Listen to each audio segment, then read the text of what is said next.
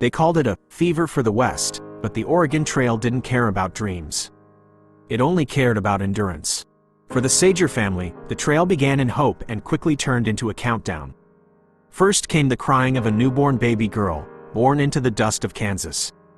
Then came the sickening crack of 9-year-old Catherine's leg snapping under the weight of a moving wagon wheel. Stranded in the back of a jolting, merciless wagon, Catherine could only watch as the fever took her father. They buried Henry by the Green River in a box made of fractured wagon boards. But the trail does not stop for tears. 20 days. That was all the time Naomi Sager had left before the camp fever consumed her mind. Delirious, her skin burning, she called out into a darkness only she could see. She died with the name of her children on her lips. 14-year-old John stood over her body, the weight of 7 lives suddenly crashing down upon his narrow shoulders. He was just a boy who should have been playing in the fields of Missouri. Instead, John Sager became a father, a guide, and a shield. Through the choking alkali dust of the deserts, through treacherous mountain passes where a single misstep meant a plunge into a canyon abyss, John drove the oxen.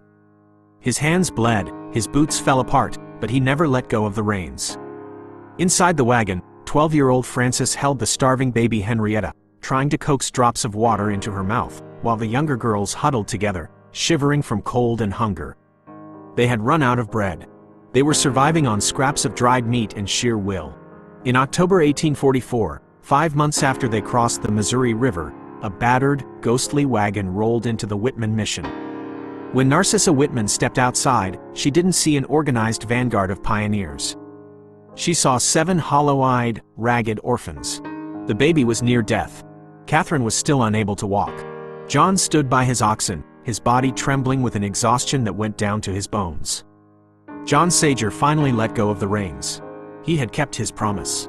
Against the hunger, against the wild, against death itself, the 7 alone had made it home. 3 years after adopting the Sager children, the Whitman Mission was attacked in the infamous Whitman Massacre of 1847.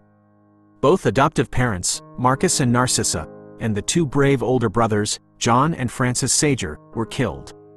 The surviving Sager girls were taken captive but ultimately survived to adulthood, with Catherine later writing the definitive memoir of their journey.